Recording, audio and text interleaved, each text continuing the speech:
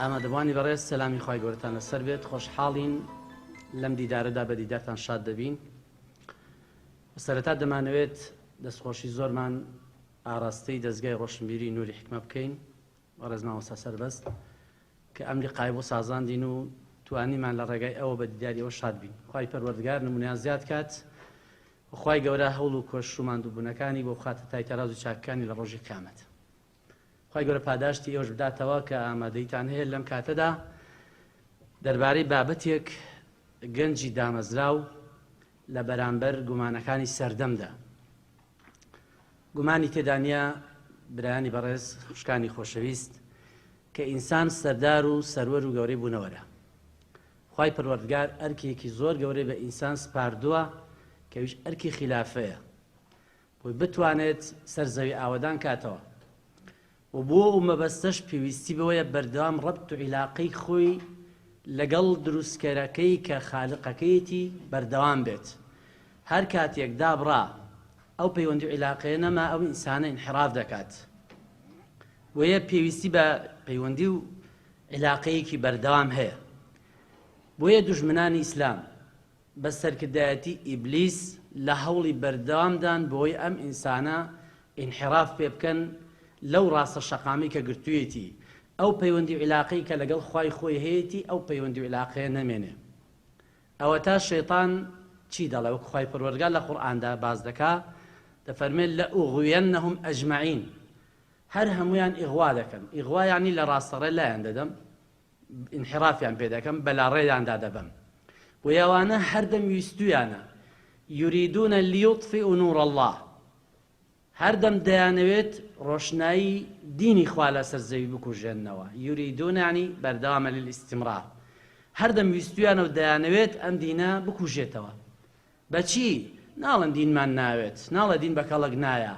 بەس خواروخێکی دەکەن، بەس لێت ئەو سەرچاوە ڕۆشنەی ئیسلامە لێڵ دەکەن، لێ تاریک دەکەن. الذين يصدون عن سبيل الله ويبغونها عوجا، چۆن سەدی دینی خوا دەکەن؟ يبغونها عوجا واتە بە خواروخێکی لێکی دەدەنەوە،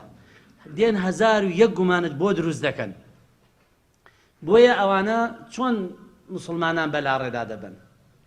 دوو وەسیلە بەکاردێنن، یەکەمینیان شەهەوات، دووەمینیان شوبوهات.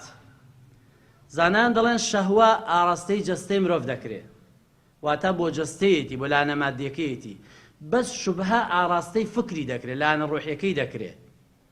بۆیە هەردەم ئینحرافی فکری زۆر خەتەرترە لە ئینحرافی سلوکی.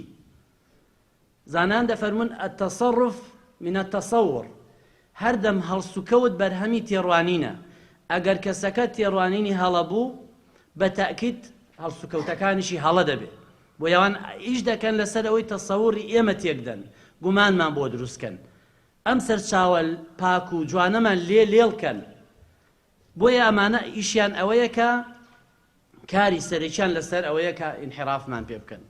زانایەک دەڵێ الاحتکار ثەلاث، دەڵێ داگیرکاری سێ شێواز بەخۆ دەگرێ. یەکەمینیان اغتصاب الأرض، خاکت داگیرکەن. دووەمینیان نەهب الثەڕەوات، ئەوەیە کە سەرۆت و سامانت بەتاڵان ببن. سێمینیان تەمس الهەویە، واتە ناسنامەت و شارستانیەتیت و کەسایەتیت ڕەشکەنەوە، واتە تۆیەک بەس بە ناو موسڵمان بی. دەنا کەسێکی ئەوروپی لە خاکی موسڵماناندا وا لێ بکەن کە هیچت پێ نەمێنێ. ئەویش چەند وەسیلەیەک بەکاردێنن بەڕێزەکان. ئەمڕۆ کە سەرنج دەدەین نارانی ئیسلام لەم سەراوسەری عالەمە چۆن وا دەکەن موسڵمانان لە فکر و بیر و باوەڕی خۆیان وەدەرنێن، چۆن وا دەکەن کە لە قورئانەکە دوورت خەنەوە. تەنانەت سەیری دەستگایەکەی دەستگای ڕاند کە بنکەکەی لە قەتەڕە خێزانەکەی زاڵمای خەلیلزاد سەرپەرشتی دەکات. دەڵێ ئەمریکا لە ڕێگەی راپۆرتێکەوە کە بڵاوی کردەوە لە 270 لاپەڕەدا، دەڵێ ئەمریکا کاری سەرەکی ئەوەیە کە بەردەوام فکرە لایکەکان و عەلمانیەکان لە ناو موسڵمانانە بەقووەت کات، واتە لە جنسی خۆیان خەڵکێک دروست کات کە موسڵمانێکی معتەدیل بە بیر و باوەڕ و بیر و بۆ چوونی ئێمە بجوڵێنەوە چۆنمان دەوێت ئەویان لێ بکەیت ئەمان دەستگای ڕاند ئەوەی بڵاو کردوێتەوە تەنانەت بەرپرسی زانکۆی ئەمریکی لە بەیروت طبعاً ئەوانە لە وڵاتانی ئیسلامیە چەندین زانستگا و چەندین شوێنی گرنگیان کردوتەوە بە ناوی عیلم و زانست و زانیاری چەندین دەستگای ئیغاثە و هاوکاری دەیکەنەوە بەڵام ئامانجیان لە پشتە سەیری کە بەرپرسی جامعەی ئەمریکی لە بەیروت کە ناوی هوارد ویلسە دەڵێ التعليم في مدارسنا وجامعاتنا هو الطريق الصحيح لزلزلة عقائد المسلمين وانتزاعهم من قبضة الإسلام دەڵێ فێربوون لە خوێندنگاکانی ئێمە لە زانکۆکانی ئێمە باشترین ڕێگا چارەیەکە بۆی موسڵمانان لە عەقیدەی خۆیان وەلانێن بۆی کە گومانیان بۆ دروستکەین بۆی لە چنگی ئیسلام دەربازیان کەین واتە ئەم زانکۆیی کە دەیکاتەوە لە ناو تۆدا لە هەر کون و قوشبنێک زانکۆیەکی ئەمریکی ئەوروپی دەکرێتەوە ئامانجیان عیلم نییە ئامانجیان ئەوەیە زەعزەعە و بیر و باوەڕ و دید و بۆچوونی تۆ تێکدەن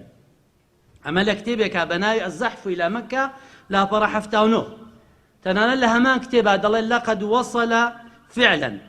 خريجي الجامعة الأمريكية ممن غسلت أدمغتهم إلى المناصب القيادية في أكثر البلاد العربية دەڵێ بە تاکید زۆرێ لە دەرچوانی جامعەی ئەمریکی ئەوانەی کە مێشکیان شۆراوەتەوە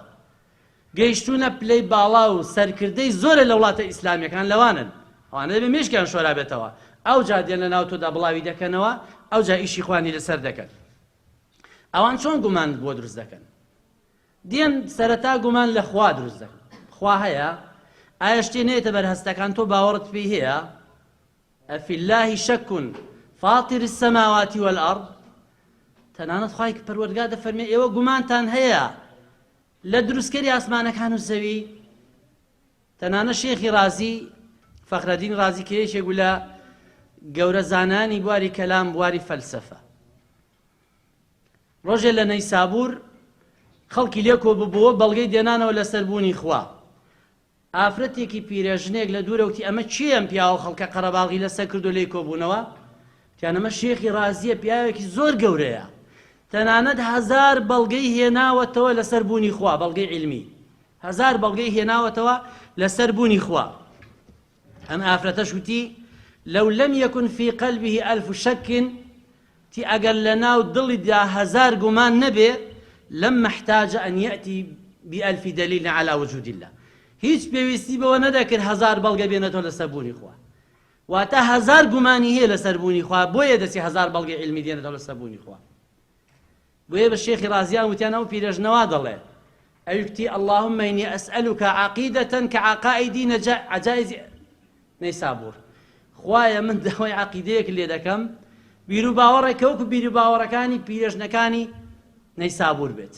یعنی ئەوا تێگەیشت بوو کە ئەمە ئافرەتە واتە بوونی خوا پێویستی بە بەڵگە نییە تەنانەت یەکێک لە مولحیدەکانی ئەڵمانیا لە وڵاتی یەمەن لەگەڵێکێ لە زانا موسڵمانەکان دی باش ئێوە باسی بوونی خوا دەکەن خوا چەندە و چێ و چێ نییە بێ زەحمەت حەجم و قەباری خوا چەندە چەند کیلۆیە ئەویش تەمان خێزانەکەی لەگەڵ بووتی تۆ خێزانی خۆت خۆش دەوێت تی بات بە تاکید تی بێ زەحمەت خۆشەویستی خێزان چەند کیلۆمەتر درێژە ئەویزا چۆن خۆشەویستی دەپێورێ بە کیلۆمەتر تیجا خۆشەویستی خەڵقی خوایە ئەگەر خۆشەویستی نەپێورێت چۆن خالقی خۆشەویستی دەپێورێ بە چێشان پێوان واتە ئەوان ئیش دەکەن لەسەر ئەوە چۆن عەقیدەی تۆ گومانت بۆ دروستکەن چۆن وردەودە لە دوجارە انحرافت پێ بکەن تەنانەت گومان دروست دەکەن لەسەر قورئان لەسەر ئەحکامەکانی دین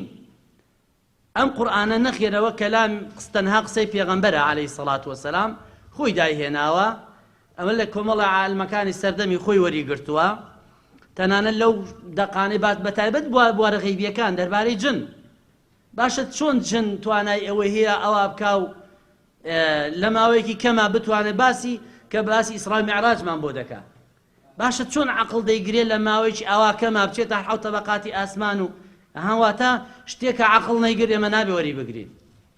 لە کاتێکە ئێستا عیلم دەری خستووە کە ئیسرا و میعراج زانایان لە بواری فیزیایە تەنانەت لێکدانەوەیان کردووە دەڵێ هەتا قووەت زیاد بێ زەمەن و کات کەم دەبێ دەڵێ تۆ بۆ نمونە لە بینی مەکە بۆ قودس ئەگەر نزیکەی 10,000 کیلۆمەترە بە پێ بڕۆی لەوانەیە بە ماوەی 40 ڕۆژ 50 ڕۆژ بیگەیتێ کە تۆزێ قووەتەکە زیادکەی سواری ئەسپێک ببی لەوانەیە بە 30 ڕۆژ بچی بەڵام قووەتەکە زیاترکەی بە سیارە بچی دەڵێ بە ماوەی 14 سەعات دەچی قووەتەکە زیادکەی بە تایارە بچی بە سەعاتێک و نیوێک دەچی قووەتەکە زیاد پێ بە کەشتیی ئاسمانی بچی دەڵێ لە ماوەی 1 دقیقەدا دەچی ئەگە گەشتەکە زیاتر بێ چییە ئەو ئیسرا و میعراجەی پێ بە پێغەمبەر کرد عەلەیهی سەڵات وەسەلام سبحان الذي أسرى بعبده خوای پەروەردگار پێی کردو خوای جا قووەتی خوای پەروەردگار دەسەڵاتی خوا دەبێت چەند بێت واتە ئێمە ئەگەر ئەو شتانی کە ئەوان دەیخڵقێنن بۆمان باس دەکەن ئەگەر بە بەڵگەی عیلمیش لێکی دێنەوە ئێستا عیلم هەمووی ئیسبات دەکات تەنانەت لە بوارێکە زۆر ئەوان قوڵی دەکەنەوە بە تایبەت لە بواری ئافرەتە تەنانەت شێخی شەعراوی دەڵێ ڕۆژهەڵات ناسان ئەوەندەی لە ڕێگەی ئافرەتەوە هێرش دەکەنە سەر ئیسلام لە هیچ بوارێکە هێندە هێرشیان نەکردووە دەڵێ باشەوەتە دەڵێ ما جعل الله لرجل من قلبين في جوفه ئێمە لە ناو سینەی هیچ پیاوێکا دوو دڵماندانە ناوە باشەوەتە هیچ ئینسانە دوو دڵی نییە باشە بۆ لێرە باسی پیاو دەکە لرجل بۆ ناڵێ لمەرئین بۆ ئینسان بۆ دەڵێ ئافرەت هان لێرەدا قورئانەکە قورئانێکی پیاو سالاریە لێرەدا دەیەوێت زەعامەت و گەورەی پیاو بسەمێنێ بەسەر ئافرەتە بۆ دەبێ ئافرەت جیاوازی هەبێت لەگەڵ پیاوە هەنگومان لێرەدا چونکە ئیش لەسەر ئافرەت دەکات ئەی ئافرەت بۆ نایی خەم لە خۆت خۆی دەزانی ئیسلام چی لە تۆ کردووە هەر لە ڕۆژی بەرێوە من المهدی إلى اللحد هەتا ئەو ڕۆژەی دەچێت ناو گۆڕ ئەتۆ جیاوازی تێ ئەتۆ نیوە ئینسانێکی ئەوەتە لە مەڕە منداڵە لە حەوتەمین ڕۆژە ئەو دوو مەڕی بۆ سەردەبڕدرێت جەنابەت یەک ئەوەتە لە ناو قورئانێدا یەک ئاەت نەهاتووە لەسەر ئەوەی کە ئافرەت بچێتە بەهەشتێ حور العین دەزانی یعنی چی حور العین بۆ چییە ئەی بێ زەحمەت حور العینی تۆ چییە ئەی ئافرەت بۆ نایی خەم لە خۆت خۆی چی واتە 1001 گومانت بۆ دروست دەکات ئەوە لە دوجارە زانایان دەڵێن ئافرەت وا لێ دەکات بکاتە گونیەگەڵ لە دوایەوە تاقی پێ لە ئیسلام کەن بە ناوی مافی ئافرەت و چی دەیانێ بیانکەنە لوعبەیەک بۆ مەبەست و مەرامەکانی خۆیان بەکاریان بێنن واتە لێرە بەڕێزەکانم خوشکان و برانی بەڕێز دەبێ بزانین ئەلێرەوە ئامانجیان چییە ئەوان ئەو دەقانە دێنن کە لێرەوە گومانی خۆیان ینی گومانی خۆیان لێ دەستەبەر دەکەن دەوترێ بە شەیتانیان وت قورئان لەبەرە وتی زۆرم لەبەرە وتیان چی لەبەرە وتی ولا تقربوا الصلاة وتیان هەرەوەندە وتی ناوڵایەکەشم لەبەرە فویل للمصلینشم لەبەرە وتیان جا خۆ ئەمە پاش و پێشی ئێوە قەتعی تێدایە وتی خوای گەورە دەفەرمێ فەقرەئوا ما تەیەسەڕە من القورئان ئەوەندەی بۆ دەخوێندرێ ئەوەندەی منیشەوەندەم بۆ ئەوەندەی دەخوێنێ ئەوەندەی ئیش پێیە کە گومان بۆ تۆ دروستکە کاکە تۆ باسی تعدد دەکەی ئیسلام باسی تعددی کردووە بابە ئەسڵەن لە دەقی قورئانە هەر گومان هەیە ولن تستطيعوا أن تعدلوا بين النساء ولو حرصتم هەر لە قورئاندا دەڵێ قەت ناتوانی تۆ دادگەری بکەی لە بینی ئافرەتانە ئەگەر بشتەوێت ئێوە لە پێشتریشدا دەڵێ فانكحوا ما طاب لكم من النساء مثنى وثلاث ورباع مارە ببڕن ئەو ئافرەتانی پێتان حەڵاڵن 2 3 4 بەڵام ئەگەر نەتانتوانی عەدالەتکەن فواحدە ئەگەر نەتوانی عەدالەتکەی فواحدە ئێ باشە لێرەش دەڵێ قەت ناتوانی لێرە گومانێکی دروست کرد چۆن بتوانی ڕەدی ئەو گومانە بدەیتەوە کە لێرەدا ئێمە پێغەمبەری خوا عەلەیهی سەڵات وەسەلام ئەو گومانەمان بۆ نەڕەوێنێتەوە فەرمی کە ئەمە گومانێکە عەدالەتی قەلبیە هذا قسمي فيما أملك فلا تلمني فيما تملك ولا أملك فەرمی خواگەن ئەوەی کە لە توانای خۆمدایە لە عەدالەت من جێبەجێ دەکەم بەڵام شتێکە لە دەسەڵاتی مندا نییە کە مەسەلەی عەدالەتی قەلبێ چونکە لێیان پرسی چێت خۆشتت دەوێ فەرمی عایشە ئەمە ناعەدالەتی نەبوو فەرمی لەبەر ئەوەی خۆشەویستی لە دەستی مندا نییە قەت ناتوانێت ئینسان خۆشەویستی ئەمە عەدالەتی قەلبێ کە ئاەتەکە باسی غاتۆ تێ گومانێک بۆ تۆ دروست دەکات واتە دەبێ ئەم حەقیقەتە بزانین کە ئەوان چۆن بە چ ئاڕاستەیەک دێن گومانت بۆ دروست دەکەن کە ئیسلام بە زەبری شمشێر بڵاو بۆتەوە ئاەتەکان بخوێنەوە وەقاتیلوهم فەقتلوهم گەورەترین عیبادەت شەهید بوونە هەر لەگەڵ دڵۆپە خوێنەکەت ڕژا ها خوێنی خۆت بڕژێ یاعشکە دەڕێژی ئەتوار بۆ باشتی هەر مهمێ بکوژی حتا تەنانەت گەورەترین عیبادەتیشان هەر نا حیوانە دەستکەوت